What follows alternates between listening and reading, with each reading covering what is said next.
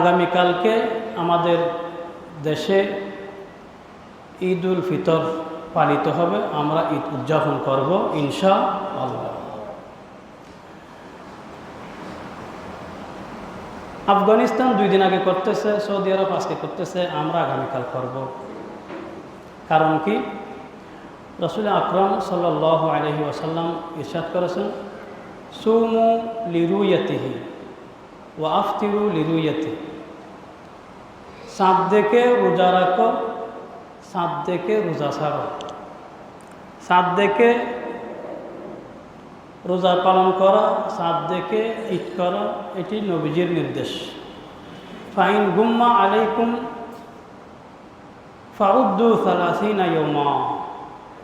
যদি 29 তারিখ চাঁদ দেখা না যায়, তাহলে তোমরা 30 দিন পূর্ণ করবে। 30তম দিনে আবার চাঁদ দেখা যাওয়া না যাওয়ার কোনো কি নেই, মানে চাঁদ দেখা না গেলে এরপরের দিন আবার রোজা রাখবে, এরকম না। কারণ আরবি মাস হয় 29 অথবা 30, এর বাইরে নেই, 31 নেই। সুতরাং 29 তারিখ চাঁদ দেখবে, চাঁদ যদি দেখা না যায় 30 দিন পূর্ণ করবে। আমরা যেহেতু গতকাল চাঁদ দেখি নাই, আমরা আজকে 30 দিন পূর্ণ করব। আবার চাঁদ দেখা এটা কোনো ব্যক্তি এককভাবে চাঁদ দেখেছে বা সে চাঁদ দেখে সে ঈদ করবে, ওইরকম না। কেউ চাঁদ দেখলে ওইটা রাষ্ট্রীয়ভাবে গৃহীত হতে হবে। যদি কোনো ব্যক্তি চাঁদ দেখেছে, কোনো কারণে তার এই দেখার সাক্ষ্য রাষ্ট্র পর্যন্ত পৌঁছাতে পারেনি, অথবা রাষ্ট্র কোনো কারণে গ্রহণ করেনি, তাহলে রাষ্ট্র যদি ঘোষণা না দেয়, দেশের সংখ্যাগরিষ্ঠ মানুষ যদি ঈদ পালন না করে, ওই ব্যক্তিও এককভাবে ঈদ পালন করতে পারবে না। রাসূল আকরাম সাল্লাল্লাহু আলাইহি ওয়াসাল্লাম ইরশাদ করেছেন, আল ফিতরু ইয়াউমা ইফতিরুন নাস। যেদিন সকল মানুষ ঈদ পালন করবে সেদিন ঈদ উল ফিতর। ওয়াল আজহা ইয়াউমা ইউজাহিন নাস। যেদিন সকল মানুষ কুরবানি করবে সেদিন ঈদ উল আজহা। এককভাবে করার সুযোগ নেই, সমষ্টিগতভাবে সংখ্যাগরিষ্ঠ মানুষ যেদিন করবে ওই দিন করবে। এটা হলো ইসলামের বিধান। প্রসিদ্ধ তাবিঈ হযরত মাসরুক রাহমাতুল্লাহি আলাইহি, উনি একদিন হযরত আয়েশা রাদিয়াল্লাহু তাআলা আনহার কাছে গেলেন। ওই দিন ছিল জিলহজ মাসের 9 তারিখ, অর্থাৎ আরাফার দিন। আমরা জানি জিলহজ মাসের প্রথম 9 দিন রোজা রাখা, বিশেষ করে আরাফার দিন 9 তারিখ রোজা রাখা, এটি অত্যন্ত গুরুত্বপূর্ণ একটি আমল। তো হযরত মাসরুক যখন হযরত আয়েশার এখানে গেলেন, হযরত আয়েশা বললেন যে মাসরুককে ছাতু দাও, খাওয়ার জন্য মেহমানদারি, ছাতু দাও, মিষ্টি বেশি করে দাও। তো হযরত মাসরুক বলতেছে, আজকে তো জিলহজ মাসের 9 তারিখ আরাফার দিন, আজকের রোজার অনেক ফজিলত, সেই হিসেবে আজকে রোজা রাখার দরকার ছিল। আমিও রোজা রাখতাম, তবে আমি আজকে রোজা রাখি নাই। কেন রাখি নাই? কারণ এই মাসের চাঁদ নিয়ে একটু মতভেদ হয়েছে। কেউ কেউ বলতেছে চাঁদ একদিন আগে দেখা গেছে। তাহলে এটা কোন দিনের ঘটনা? জিলহজ মাসের 9 তারিখের ঘটনা। জিলহজ মাসের 10 তারিখ কি হয়? কুরবান হয়। তাহলে যারা বলতেছে একদিন আগে চাঁদ দেখা গেছে, তো তাদের কথা যদি গ্রহণ করা হয়, তাহলে ওই দিন কয় তারিখ হবে? 10 তারিখ। রাষ্ট্রীয়ভাবে এই দিন হচ্ছে 9 তারিখ, ওই দিন আরাফার দিন, হজের দিন। কিন্তু যারা বলতেছে 7 একদিন আগে দেখে গেছে, তাদের হিসাবে এটা কোন দিন? 10 তারিখ কোরবানির দিন। তো বলতেছে যেহেতু মতভেদ হয়েছে, যারা একদিন আগে দেখে গেছে বলতেছে, তাদের কথা যদি ধরে নেওয়া হয় তাহলে আজকে তো হবে কোরবানির দিন। তো কোরবানির দিন তো রোজা রাখা হারাম, কোরবানির দিন রোজা রাখা হারাম। তো এই জন্য আমি আজকে রোজা রাখি নাই, এটা বলতেছেন হযরত মাসরুক। তো আম্মাজান কি বলতেছেন? আম্মাজান আয়েশা রাদিয়াল্লাহু আনহা বলতেছেন, না না, তোমার এই হিসাব হবে না। আন্নাহরু ইয়ৌমা ইয়ানহারুল ইমাম, ইমাম বা রাষ্ট্রপ্রধান যেদিন ঈদুল কুরবানির দিন হিসেবে পালন করবে, সেই দিন ঈদুল আজহা। ওয়াল ফিতরু ইয়ৌমা ইফতিরুল ইমাম, রাষ্ট্রপ্রধান ইমাম যেদিন ঈদুল ফিতর হিসেবে পালন করবে, সেদিন ঈদুল ফিতর। আরেক বর্ণনার মধ্যে আছে, আম্মাজান আয়েশা বলতেছেন, ইন্নামা নাহরু ইযা নাহারাল ইমাম ও উজমুন নাস, কুরবানির দিন হবে যেই দিন রাষ্ট্রপ্রধান এবং উজমুন নাস, সংখ্যাগরিষ্ঠ মানুষ কুরবানি করবে, কুরবানির দিন হিসেবে পালন করবে। ওয়াল ফিতরু ইজা আফতারুল ইমাম ও উজমুন নাস, আর যেদিন রাষ্ট্রপ্রধান এবং দেশের সংখ্যাগরিষ্ঠ মানুষ ঈদুল ফিতর হিসেবে পালন করবে, সেদিন ঈদুল ফিতর। তাহলে এরকম আরো অনেক বর্ণনা আছে। এই বর্ণনাগুলি দ্বারা কি বোঝা যায়? মুসলমানরা রাষ্ট্রের এবং সংখ্যাগরিষ্ঠ মানুষের সাথে, দেশের সংখ্যাগরিষ্ঠ মানুষের সাথে ঐক্যবদ্ধভাবে ঈদ উদযাপন করবে, এটা শরীয়তের নির্দেশনা। অন্য কোনো দেশ তো দূরের কথা, নিজের দেশেও যদি কোনো ব্যক্তি নিজে চাঁদ দেখেছে, রাষ্ট্র তার এই সাক্ষ্য গ্রহণ করেনি বা রাষ্ট্রের কাছে সে তার সাক্ষ্য পৌঁছাতে পারেনি, তাহলে সে রাষ্ট্র এবং দেশের সংখ্যাগরিষ্ঠ মানুষের বিপরীতে সে চাঁদ দেখেছে, তাই বলে সে একা একা আগে আগে ঈদ পালন করতে পারবে না। বরং যেদিন রাষ্ট্র এবং সংখ্যাগরিষ্ঠ মানুষ ঈদ পালন করবে, ওই দিনেই সে ঈদ পালন করবে। এটা হলো শরীয়তের নিয়ম। সুতরাং এক্ষেত্রে অন্য কোনো রাষ্ট্র ঈদ পালন করতেছে, আমরা ঈদ পালন করব, সৌদি আরবের সাথে আমরা ঈদ পালন করব, এ সমস্ত এগুলি শরীয়তের দৃষ্টিতে গ্রহণযোগ্য নয়।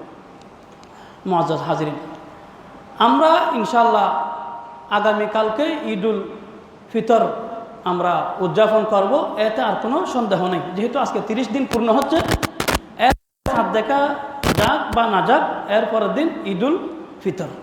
তবে চাঁদ দেখা এটা নবী করিম সাল্লাল্লাহু আলাইহি ওয়াসাল্লামের সুন্নাত।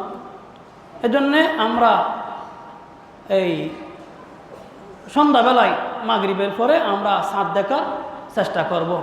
রাসূলুল্লাহ সাল্লাল্লাহু আলাইহি ওয়াসাল্লাম নিজে চাঁদ দেখতেন এবং চাঁদ দেখে আমাদেরকে পড়ার জন্য দোয়া শিক্ষা দিয়েছেন। এই দোয়াগুলি আমাদের জন্য উপকারী, এগুলোর হিকমত আছে, এগুলোর মধ্যে অনেক কল্যাণ আছে। আমরা চাঁদ দেখব, চাঁদের দোয়া পড়ব, মোবাইল থেকে দেখে দেখে পড়তে পারবো, কোনো সমস্যা নেই। দোয়ার বই থেকে দেখে দেখে পড়তে পারবো, মুখস্থ করতে হবে ওটা জরুরি। নবী দোয়া করতেন, নবী করতেন চাঁদ দেখে, আল্লাহুম্মা আহিল্লাহু আলাইনা বিল আমনি ওয়াল ঈমান ওয়াস সালামাতি ওয়াল ইসলাম ওয়াত তাওফীকি লিমা তুহিব্বু ওয়া তারদা রব্বি ওয়া রাব্বুকাল্লাহ।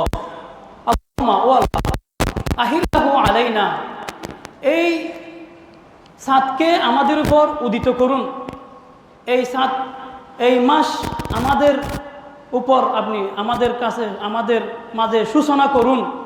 বিল আমনি ওয়াল ঈমান, নিরাপত্তার সাথে, ঈমানের সাথে, সালামাতি ওয়াল ইসলাম, শান্তি এবং ইসলামের সাথে, ওয়াত তাওফীকি লিমা তুহিব্বু ওয়া তারদা, এবং যে সমস্ত আমল আপনি ভালোবাসেন, যে সমস্ত আমলের উপর আপনি সন্তুষ্ট, এই সব আমলের সাথে। এরপরে নবীজি সাদকে সম্বোধন করে বলতেন রব্বি ওয়া রব্বুকাল্লাহ, ও সাদ, আমার রব এবং তোমার রব আল্লাহ, আমার রব আল্লাহ, তোমার রব আল্লাহ। কারণ অনেক মানুষ আছে না যারা সাদকে দেবতা মনে করে। হিন্দুরা সূর্যকে পূজা করে, চাঁদকে পূজা করে। অনেক মানুষ আছে চাঁদকে দেবতা মনে করে, সূর্যকে দেবতা মনে করে। তো নবীজি বলতেছে চাঁদ সূর্য এগুলো দেবতা না, এগুলা আল্লাহর মাখলুক। আমার সৃষ্টিকর্তাও যেমন আল্লাহ, চাঁদের সৃষ্টিকর্তাও কে? আল্লাহ। রব্বি ওয়া রব্বুকাল্লাহ, চাঁদ আমার রব আল্লাহ, তোমার রব আল্লাহ। আমরা চাঁদ দেখব এবং চাঁদ দেখার পর থেকে আমরা একটি আমল করব।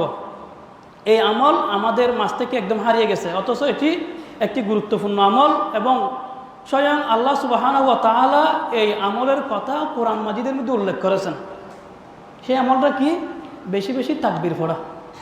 ঈদের চাঁদ দেখার পর থেকে ঈদের ঈদগাহে আসা পর্যন্ত বেশি বেশি তাকবীর পড়তে থাকা। আল্লাহ তাআলা বলতেছেন ওয়ালিতুকমিলুল ইদ্দাহ ওয়ালিতুকাব্বিরুল্লাহা আলা মা হাদাকুম ওয়া লাআল্লাকুম তাশকুরুন। ওয়ালিতুকমিলুল ইদ্দাহ, তোমরা রোজার রমজানের সংখ্যা পূর্ণ করবে। এরপরে ওয়ালিতুকাব্বিরুল্লাহ, যখন রমজান পূর্ণ হয়ে যাবে 29 বা 30 দিন, এরপরে যখন শাওয়ালের চাঁদ দেখা যাবে ওয়ালিতুকাব্বিরুল্লাহ, তোমরা আল্লাহর তাকবীর ঘোষণা দিবে, আল্লাহর জন্য তাকবীর পাঠ করবে, তাকবীর বলবে। আলা মা হাদাকুম, কারণ তিনি তোমাদেরকে সঠিক পথে পরিচালনা করেছেন। ওয়া লাআল্লাকুম তাশকুরুন, এবং যাতে তোমরা শুকরিয়া প্রকাশ করো। তাহলে তাকবীর কি? আল্লাহু আকবার, আল্লাহু আকবার, লা ইলাহা ইল্লাল্লাহ, ওয়াল্লাহু আকবার, আল্লাহু আকবার, ওয়ালিল্লাহিল হামদ। আল্লাহু আকবার, আল্লাহু আকবার, লা ইলাহা ইল্লাল্লাহ, ওয়াল্লাহু আকবার, আল্লাহু আকবার, ওয়ালিল্লাহিল হামদ। বেশি বেশি তাকবীর পড়ব। তো এরপরে আগামীকাল আমাদের ঈদুল ফিতর। ঈদুল ফিতরের দিন কিছু আমল রয়েছে। ঈদ আসে আমাদের মাঝে সারা বছরে মাত্র 2 বার। এই 2 দিন যে আমলগুলি আমাদেরকে নবীজি শিখিয়েছেন, এই আমলগুলির প্রতি আমরা গুরুত্ব দেব, আমরা যত্নবান হব, এই আমলগুলি আমরা করব। কিতাবের মধ্যে ঈদের দিনের যে সমস্ত আমল লেখা হয়েছে তার মধ্যে প্রথম হলো ঈদের দিন সকাল সকাল ঘুম থেকে জাগ্রত হওয়া, একটু আগে ভাগে, অন্য দিনের তুলনায় আগে ভাগে ঘুম থেকে জাগ্রত হওয়া। এরপর ঈদের দিন মিসওয়াক করা। মিসওয়াক এটি তো এমনি প্রতিদিনের আমল, তবে ঈদের দিনের এটি স্পেশাল আমল, বিশেষভাবে মিসওয়াকের এহতেমাম করা। রাসূলুল্লাহ সাল্লাল্লাহু আলাইহি সাল্লাম বলেছেন আসসিওয়াকু মাতাহারাতুন লিল ফাম ও মারদাতুন লির রব। মিসওয়াক করলে কি হয়? মুখ পরিষ্কার হয়। আর অমারদাতুন লির রব, মিসওয়াক করলে আল্লাহ তাআলা খুশি হন। মিসওয়াক করলে আল্লাহ তাআলা খুশি হন। আপনি ব্রাশ করেন, আপনি এই মাজন দিয়ে দাঁত পরিষ্কার করেন, এর দ্বারাই দাঁত পরিষ্কার হবে। তবে মিসওয়াক করলে দাঁতও পরিষ্কার হবে, মুখ পরিষ্কার হবে, সাথে সাথে আল্লাহ কি হবেন? খুশি হবেন। এজন্য আপনি ব্রাশ করেন বা মাজন ব্যবহার করেন, এর সাথে সাথে আপনি মিসওয়াকের অভ্যাস করেন। অন্তত এবার শুরু করেন না, যেটি নবীজি নিয়মিত করতেন। আমি সারা জীবনে যদি একবারও না করি কেমন হয়? এবার একটা আপনার শপিংয়ের মধ্যে আপনি হাজার হাজার টাকার শপিং করতেছেন, 20 টাকা দিয়ে একটা মিসওয়াক নেন। মিসওয়াক, হ্যাঁ, ঈদ উপলক্ষে মিসওয়াক করে দেখেন না, একবার শুরু করেন। নবীজি বলেন লাউলা আন আশুক্কা আলা উম্মতি লা আমারতুহুম বিসওয়াক মা কুল্লি সালাতিন। নবীজি বলেন আমি যদি আমার উম্মতের কষ্ট হবে এটা মনে না করতাম, এটা না ভাবতাম, তাহলে আমি প্রতি নামাজের সময় মিসওয়াক করার জন্য নির্দেশ দিতাম। তার মানে এটা ওয়াজিব হয়ে যেত, অবশ্যই করা লাগতো, না করলে গুনাহ। তো নবীজি বলতেছেন আমি আমার উম্মতকে প্রতি নামাজের সময় মিসওয়াক করার জন্য নির্দেশ দিতাম। আমার উম্মতের কষ্ট হবে ওয়াজিব হয়ে গেলে, এজন্যে আমি নির্দেশ দিই নাই। তাহলে এটার দ্বারা গুরুত্বটা তো বোঝা যাচ্ছে, এটা যে কত গুরুত্বপূর্ণ এটা বোঝা যাচ্ছে। যেন আমরা নিয়মিত মিসওয়াকের অভ্যাস করব, মিসওয়াক করার চেষ্টা করব। এরপরে ঈদের দিনের একটি আমল হলো গোসল করা। হযরত আব্দুল্লাহ বিন ওমর রাদিয়াল্লাহু তাআলা সম্পর্কে আছে, কানা ইয়াগতাসিলু ইয়াউমাল ফিতরি ক্বাবলা আন ইয়াগদুয়া ইলাল মুসাল্লা। হযরত আব্দুল্লাহ বিন ওমর রাদিয়াল্লাহু তাআলা আনহু জলিলুল কদর সাহাবী, অনেক বুজুর্গ সাহাবী, হযরত ওমর রাদিয়াল্লাহু তাআলা আনহু এর ছেলে। তো হযরত আব্দুল্লাহ বিন ওমর রাদিয়াল্লাহু তাআলা আনহু ঈদের দিন, ঈদুল ফিতরের দিন ঈদগাহে যাওয়ার আগে গোসল করতেন। এজন্য আমরা ঈদের দিন গোসল করব। এরপরে ঈদের দিন ভালো জামা কাপড় পরিধান করা। হযরত নাফে রহমতুল্লাহ আলাইহি বলেন, কানা ইবনু উমর কানা আন্না ইবনু উমর কানা ইয়ালবাসু ফিল ঈদাইনে মিন আহসানি সিয়াবিহি। হযরত আব্দুল্লাহ বিন ওমর রাদিয়াল্লাহু আনহু ঈদের দিন ওনার কাপড় চোপড়ের মধ্য থেকে সুন্দর কাপড় পরিধান করতেন।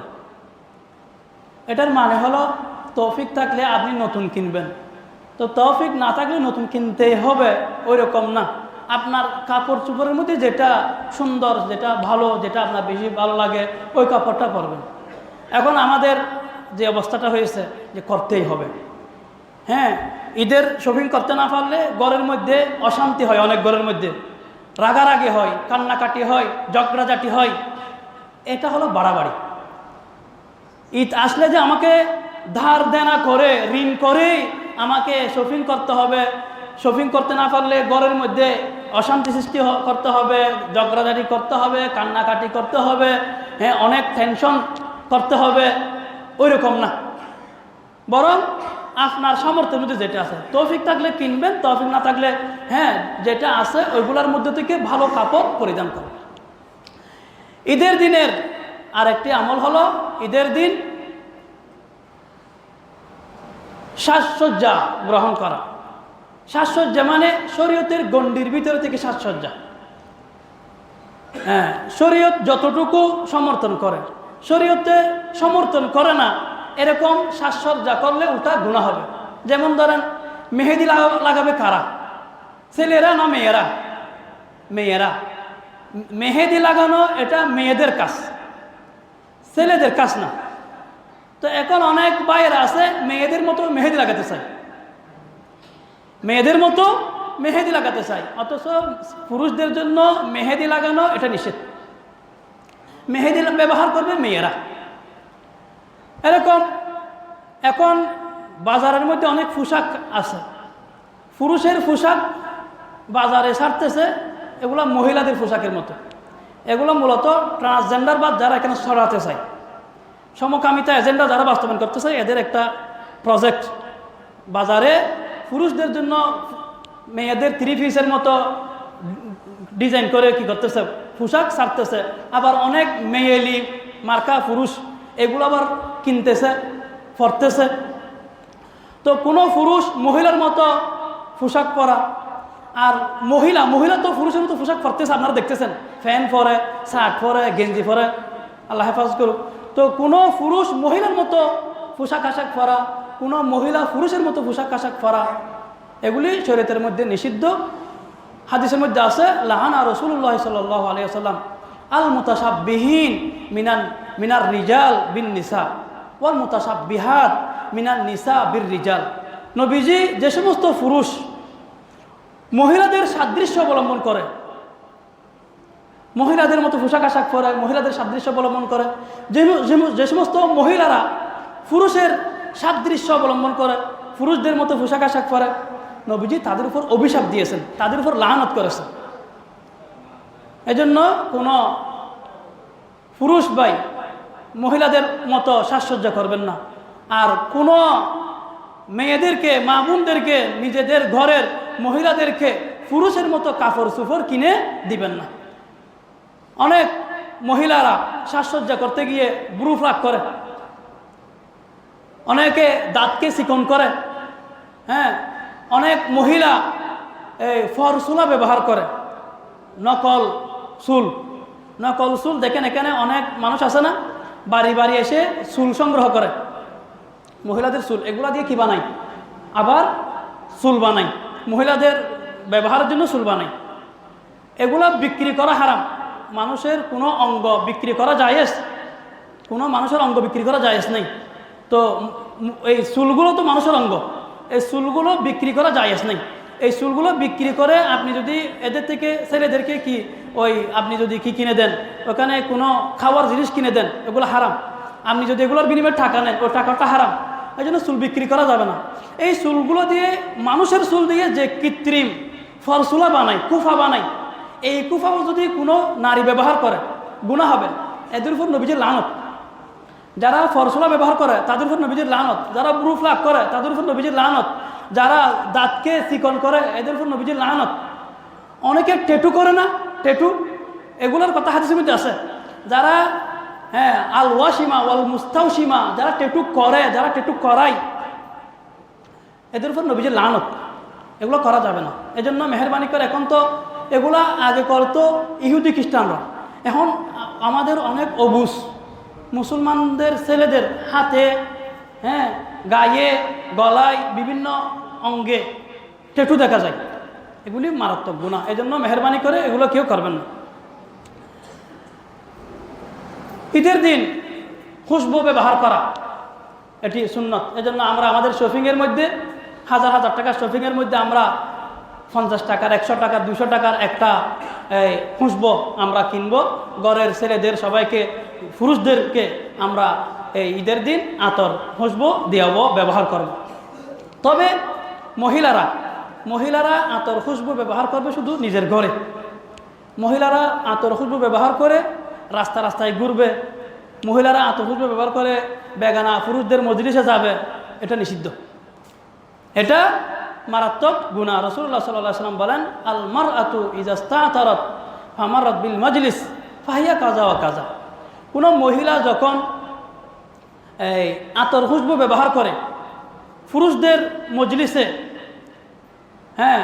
যায়, বেগানা পুরুষদের আনাগুনায় যায়, তাহলে সে প্রতি মুহূর্তে তার আমলনামায় জেনার গুনাহ লেখা হয়। কোনো মহিলা যখন আতর খুশবু ব্যবহার করে, সুঘ্রাণ ব্যবহার করে, সুগন্ধি ব্যবহার করে, রাস্তায় ঘুরে, পুরুষদের এই মজলিসে ঘুরে, তাহলে তার আমলনামায় প্রতি মুহূর্তে জেনার গুনাহ লেখা হবে। নাউজুবিল্লাহ মিন যালিক। ঈদের দিন, ঈদুল ফিতরের দিন, ঈদের নামাজের আগে কিছু খাওয়া, এটি নবীজির সুন্নাত। হযরত বুরাইদা রাদিয়াল্লাহু আনহু বলেন, কানা নবী সাল্লাল্লাহু আলাইহি ওয়াসাল্লাম লা ইয়াখরুজু ইয়াউমাল ফিতরি হাত্তা ইয়াতআমা ওয়া লা ইয়াতআমু ইয়াউমাল আযহা হাত্তা ইউসাল্লিয়া। হযরত বুরাইদা বলতেছেন, রাসূলুল্লাহ সাল্লাল্লাহু আলাইহি ওয়াসাল্লাম ঈদুল ফিতরের দিন কিছু না খেয়ে ঘর থেকে বের হতেন না। নামাজে বের হওয়ার আগে ঘর থেকে কিছু খেয়ে তারপর বের হতেন, তারপর ঈদগাহে যেতেন। আবার ঈদুল আজহার দিন, কুরবানির দিন, নামাজের আগে কিছু খেতেন না, নামাজ পড়ে নিজের কুরবানির জন্তুর গোশত দিয়ে আহার শুরু করতেন। সেজন্য কালকে ঈদুল ফিতরের দিন আমরা সুন্নত, এমনি মনে করছি আমরা এমনি খাই, এমনি খান, এটা যদি এমনি অভ্যাস হিসেবে খান তাহলে সওয়াব হলো না। যদি আমলের নিয়তে খান, যে আমার নবীজি খেতেন, এটার উপর আমল করার নিয়তে সুন্নত হিসেবে যদি আপনি ঈদের দিন কিছু খেয়ে ঈদগাহে আসেন, তাহলে আপনি সওয়াব পাবেন, সুন্নতের উপর আমলের সওয়াব পাবেন। এবং ঈদের দিন সকাল সকাল ঈদগাহে চলে আসে, বিলম্ব না করে সকাল সকাল ঈদগাহে চলে আসে।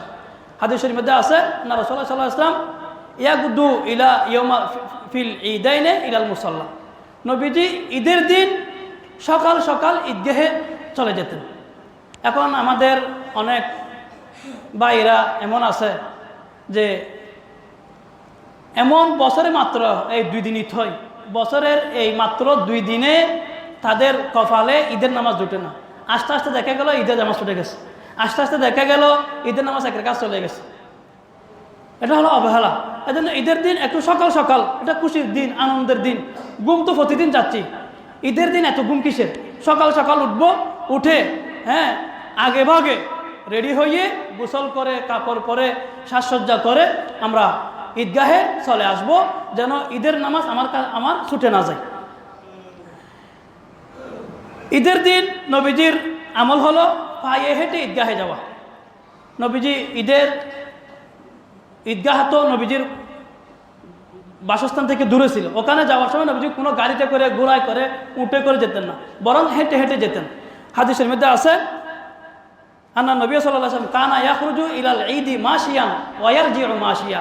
নবীজি ঈদগাহে যাওয়ার সময় পায়ে হেঁটে হেঁটে যেতেন এবং ঈদগাহ থেকে ফেরার সময় পায়ে হেঁটে ঈদগাহ থেকে প্রত্যাবর্তন করতেন। নবীজি ঈদের দিনে এক রাস্তা দিয়ে ঈদগাহে যেতেন, অপর রাস্তা দিয়ে ঈদগাহ থেকে ফিরতেন। হাদিসের মধ্যে আছে, হযরত আব্দুল্লাহ বিন উমর রাদিয়াল্লাহু আনহু বলেন, আন্না রাসূলুল্লাহ সাল্লাল্লাহু আলাইহি ওয়াসাল্লাম আখাযা ইয়াউমাল ঈদি ফি তরিকিন সুম্মা রাজা ফি তরিকিন আখর। নবীজি ঈদের দিনে এক রাস্তা দিয়ে ঈদগাহে যেতেন, আবার ভিন্ন রাস্তা দিয়ে ঈদগাহ থেকে ফিরতেন। এবং ঈদগাহে যাওয়ার সময় নবীজি তাকবীর বলতে বলতে ঈদগাহে যেতেন। এবং ঈদুল ফিতরের দিন, ঈদুল ফিতরের নামাজের আগে ঈদুল ফিতরের নামাজের আগে ফিতরা আদায় করে দিতে হয়। নবীজি বলেছেন, হাদিসের মধ্যে আছে, ফারাদা রাসূলুল্লাহ সাল্লাল্লাহু আলাইহি ওয়াসাল্লাম যাকাতাল ফিতরি তুহরাতাল লিসাইম ও তুমাতাল লিল মাসাকিন। নবীজি সদকাতুল ফিতর আবশ্যক করেছেন, যেন রোজাদারের যে ত্রুটি বিচ্যুতি হয়, বেহুদা কথাবার্তা, অশ্লীল কথাবার্তা হয়ে যায়, এগুলি থেকে যেন সে ফাকসাফ হয় এবং ফকির মিসকিন অভাবী মানুষেরা যেন কিছু খাবার পায়। ফামান আদ্দাহা ক্বাবলা সালাহ ফাহিয়া যাকাতুন মাকবুলা, ওমান আদ্দাহা বাদা সালাহ ফাহিয়া সাদাকাতুন মিনাস সাদাকাত। যে ঈদের নামাজের আগে আদায় করবে, এটা আল্লাহর দরবারে মকবুল ফিতরা হিসেবে গণ্য হবে। আর যারা ঈদের নামাজের ফলে আদায় করবে, এটা সাধারণ সদকা হিসেবে গণ্য হবে। এজন্য আমরা ঈদের নামাজের আগে এখনও যারা আমরা ফিতরা আদায় করি নাই, ঈদের নামাজের আগে আমরা ফিতরা আদায় করে ফেলব ইনশাআল্লাহ। মুআজ্জাজ হাজিরিন, আজকে এই মাহে রমজানের শেষ জুমা, আজকে শেষ দিন, আবার শেষ জুমা। আমরা এই দিনটাকে আমরা বিশেষভাবে আমরা এহতেমাম করি। আজকের পরে এই যে আগামী বছর আমরা বাঁচবো, রমজান পাবো, আমল করতে পারবো, এত কোনো গ্যারান্টি নেই। নবীজি এই জুমার দিনে বেশি বেশি দরুদ পড়ার জন্য বলেছেন। আমরা আজকের দিনে গুরুত্বের সাথে বেশি বেশি দরুদ পাঠ করবো ইনশাআল্লাহ। নবীজি জুমার দিনে সূরা কাহাফ তিলাওয়াত করতে বলেছেন। আমরা আজকের দিনে বিশেষ করে সূরা কাহাফ তিলাওয়াত করব। জুমার দিন এই আসরের পরে মাগরিবের আগে একটি বিশেষ সময় আছে, যে সময়ে আল্লাহ তাআলা বান্দার দোয়া বিশেষভাবে কবুল করেন। আবার আজকে রমজানের শেষ দিন, আবার রমজানের শেষ জুমার দিন, তো আমরা আজকে আসরের পরে দোয়ার ইহতেমাম করব। আল্লাহ তাআলা আমাদেরকে আমলের তৌফিক দান করুন ইনশাআল্লাহ। আমাদের মসজিদে এই পবিত্র ঈদুল ফিতরের জামাত সকাল 8টায় অনুষ্ঠিত হবে।